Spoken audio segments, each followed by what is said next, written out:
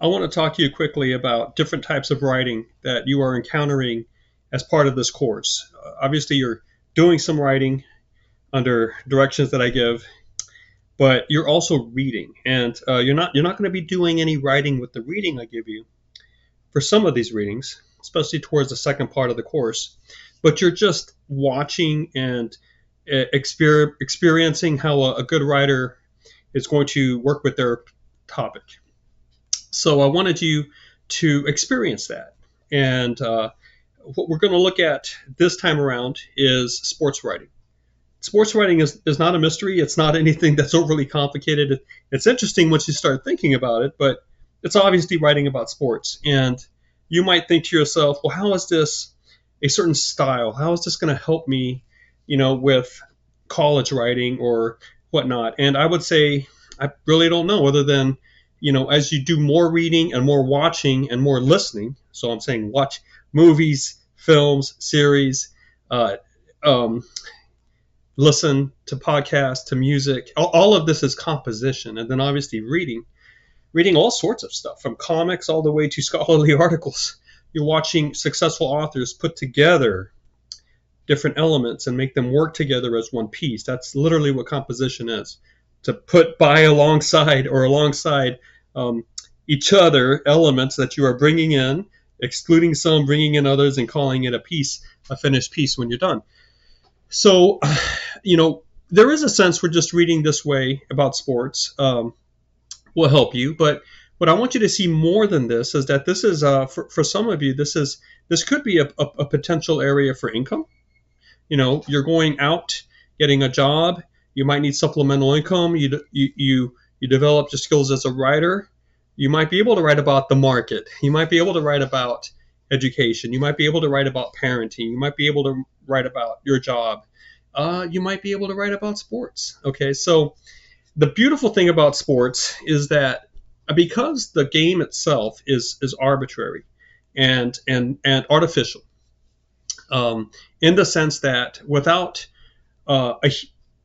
humans creating it, the sports game does not exist in nature. I guess the closest thing that might come to this would be just racing, running to see who runs the fastest. But think of football, basketball, soccer, tennis, bowling, so forth. Boxing might be also something very close to the natural realm. But there's a lot of invention here that is just to highlight the W at the end, right? The win. If you think of football, American football, NFL, or college, whatever, but let's just run with the NFL. It's an intensely intelligent game because of the incredible number of plays you can have, the two angles that you have to approach the game on, offense and defense, and then some would say the special teams is its own little arena.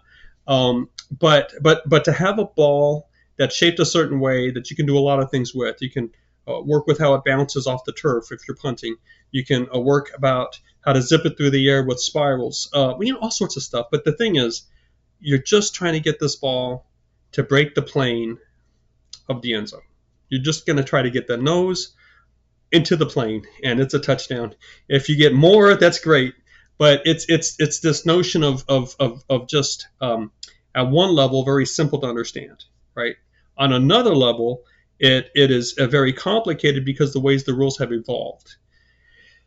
And a good sport is always going to reward talent and practice and intelligence. So the more that you know the rules, the more strategy you might be able to develop, and the more interesting and specific situations you can recognize as they appear before you in terms of how to approach them or how to use them to your advantage. I'm talking about rules, which for football would include clock management, all sorts of stuff. But then also, so a sport's going to always award intelligence in terms of strategy and just the knowledge of the game.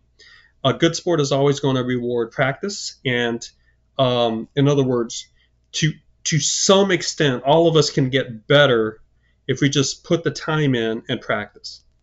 Then we level off, right? Because a good sport is also going to reward talent, right? And if you just have this hand-eye coordination. Other people may not have it, but if you have it, or if you have the certain type of endurance or breathing capability or muscle fiber that will allow you to be faster than others, you can develop that. But someone else who doesn't have it, no matter how much they practice, they're not going to be able to get to the levels that you can get. So a good sport rewards intelligence, practice, and talent. But then, it still is just this arbitrary element, which means that it highlights human personality and human drive. Okay, because if it really at the end of the day is all about getting this leather ball into the end zone, once you have a system that allows the best to define themselves and emerge, right? So a nation that is at their point in the national development where they can spend money in their sports system and have tiered systems so that competition can happen nationwide and the best can rise to the top, right? Then at that point, it's all about drive. It's about communication. It's about the will to win.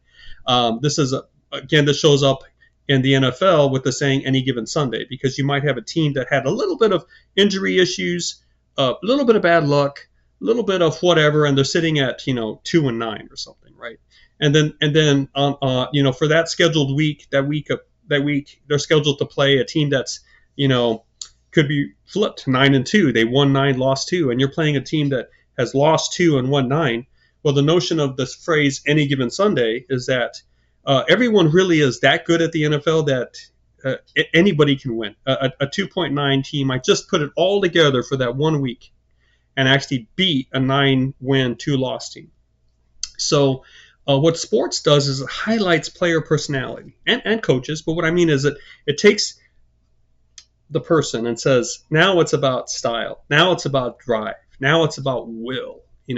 And when that happens, you have the potential for a lot of great stories to come out, because you when you have people at that level that are driven to win, their personalities might be all over the map, and they will do what they can to get where they need to go.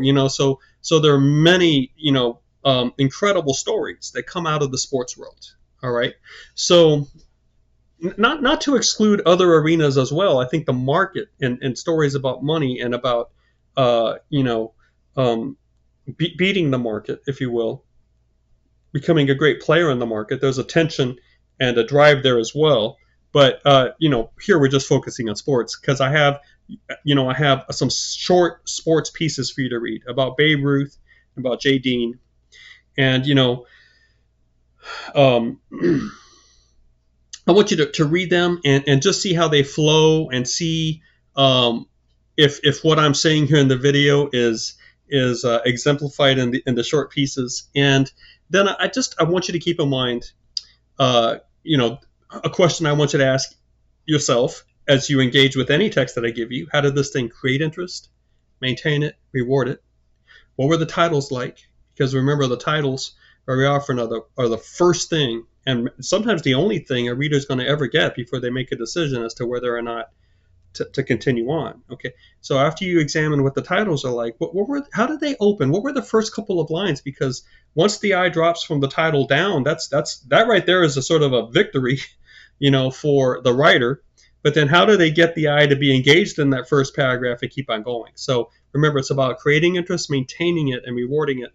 And the reward here is not, this great feeling of accomplishment or of satisfaction, but it's just this notion of that wasn't boring, and I might have learned something about people, about things, about processes. I might have learned something, even if the thing I learned is small or big. If it's small but still relevant, you get enough small things, you got something big happening. So the reward can be all sorts of shapes and sizes, but there's a sense where once you finish a piece, you realize, that was sort of good. I mean, this is the minimum version of the reward, right? Where it's like, I don't feel like I wasted my time. I felt like I learned something, and or that was just interesting. Okay, so that's what every good piece of writing that is existing per se, in other words, as itself, not as a tool or a means towards an end. Obviously, if you're trying to fix something and you have the instruction manual, you're reading it to fix something, right? It's a tool to the end, and you're not asking yourself, is this creating interest, maintaining it, rewarding it, right? When someone tells you you've got a test on chapter 7, 8, and 9, you better know these terms and these pages and whatnot. You sit down and you put the time in and you read chapter 7, 8, and 9, and you're not asking yourself, is this textbook creating interest, maintaining it, rewarding it?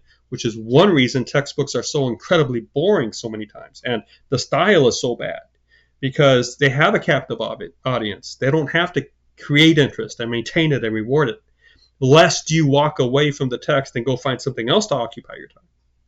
So, when you have this type of writing that is competing to exist in a world of texts, and you have an audience that is what I would say the leisure audience, that is, they're not a captivative audience. If they don't like that text, they can go find another movie to watch, another YouTube video to watch, another book to read, another podcast to listen to, another music, a song to listen to, right? So they can just move on, right? And this type of writing, if it's that way, you have to capture, right? Create interest, maintain it, reward it. And I want you to see how these pieces do it. See if there's anything there that you can use in your mind, spirit, as you are growing as an intellectual / literate person. Notice I didn't say writer, because some of you will not ever really need to become writers. But we all need to be better thinkers, more empathetic thinkers, wiser thinkers, and we need to realize that we were made to be literate in the sense of how we interact with text and how we interact with story. So how we think in the structure of story and look at our life in terms of story. So you may as well get better as a story receiver and a storyteller. And that's what I kind of want you to experiment with the sports writing. Thank you for watching.